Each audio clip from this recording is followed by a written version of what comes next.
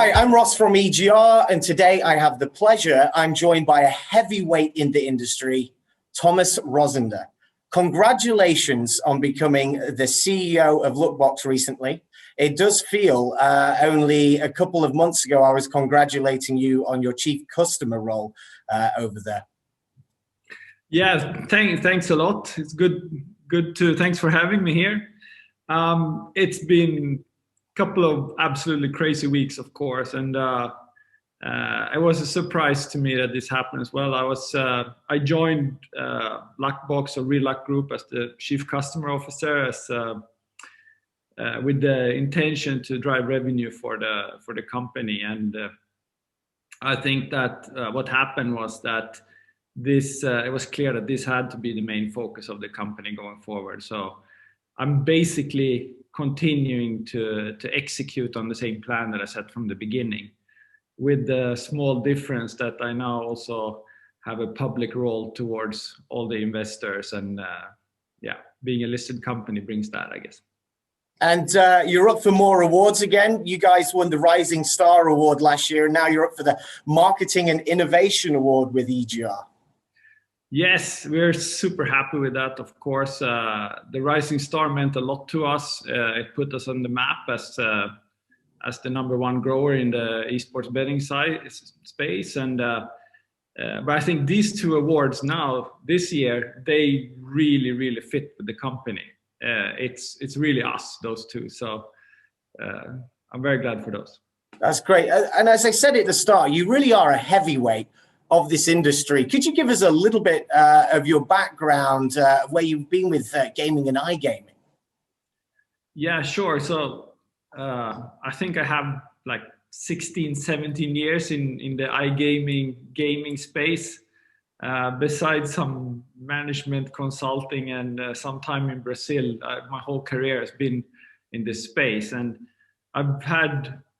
I've been lucky, I guess, because I've always been on the progressive side of things. So in the beginning, it was with online poker. It was the hottest thing at the time. And we were pushing how marketing was done and how technology was built to handle all the transactions and all that. So that was a lot of fun. And after that, it became, I was with a company called OnGame, and they were bought by bwin, and which is now Entain. And yeah, basically we built up business intelligence stuff and did some stuff that is still around in the business, like the the base for responsible gaming and so on. And yeah, and after that, I went over to the video gaming side of things. I was working for video game publisher Electronic Arts, which of course is a massive organization, but we were tasked to build the best online gaming publishing unit in the world. That was the real objective that we had.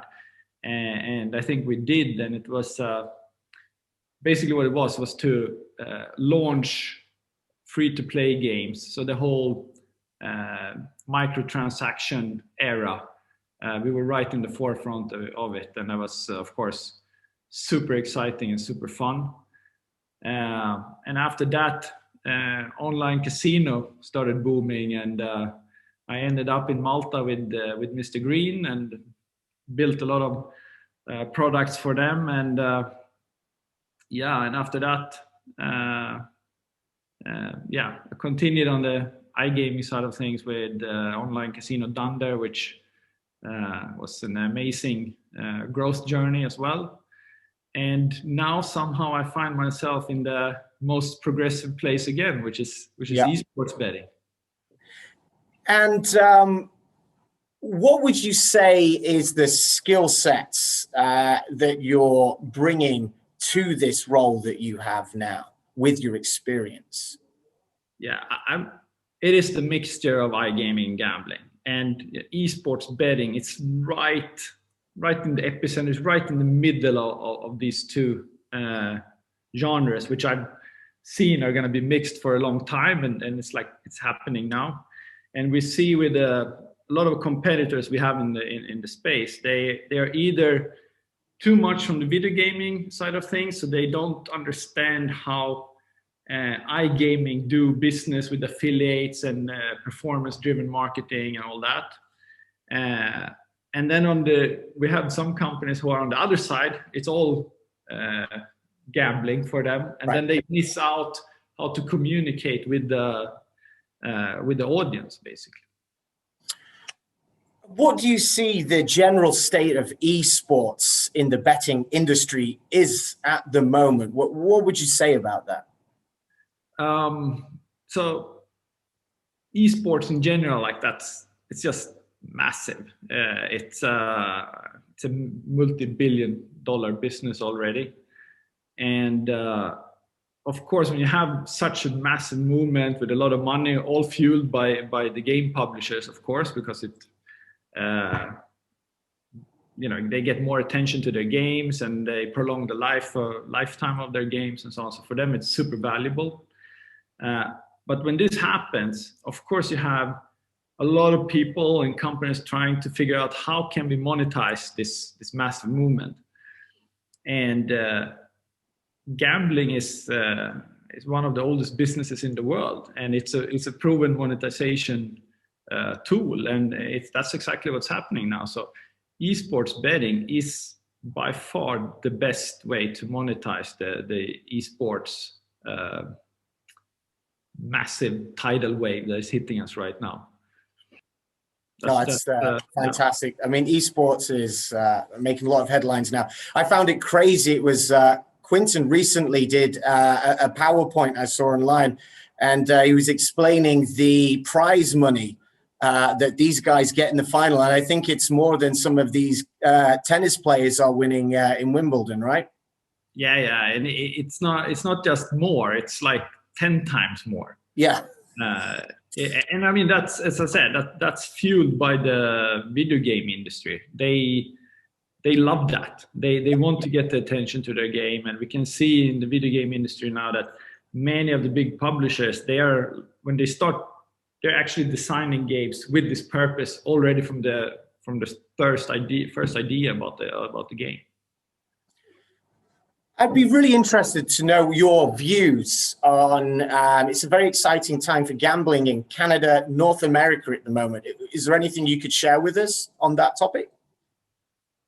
Yeah, sure. So, I mean, Canada is very close to our heart, of course, being listed there and so on. It's a massive movement there as well, and they're building esports arenas, and they have some of the greatest esports team are coming from there, and very much like I'm in Malta now, and Canada has in Vancouver and Toronto are cities that are very progressive when it comes to gaming and gambling and so on as well. And of course, they have this bill in the Senate now, so that hopefully will come with a really good regulation. So we're monitoring that very carefully. And if we look at the rest of North America, or the States, basically, that is the market that everybody wants to be in now, especially around esports. And we are, of course, also super interested in that, and we're keeping a close eye on it as well. That's great.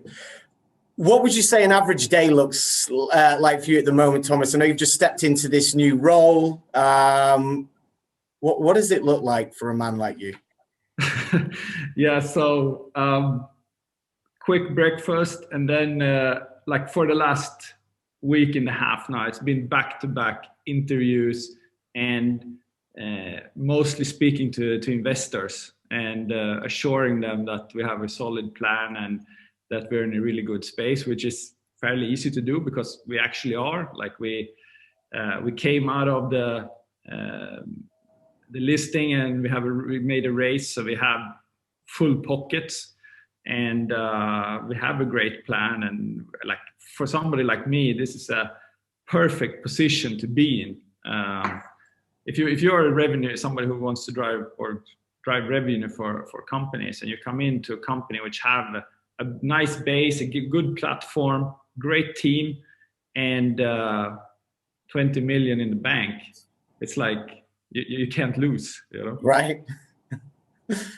And just, you've been an EGR member through the years. It was great to get you on board at Lookbox. Are we doing a good enough job to support your operations at the moment? Yes, yeah, absolutely. I mean, in the beginning, I loved to have that magazine on my desk, you know, in the beginning. Now I haven't actually seen a paper copy in a very, very long time. But your news are always spot on, and I really, really miss the in real life awards. Yeah. Well, you know, things are changing again, and it would be great to be sat next to you in one in the near future for sure. Absolutely. Looking forward to that. Great. Thomas, great. I know you're a busy man. Thank you so much for joining me today. It's been an absolute pleasure. Thanks, Ross. Thanks.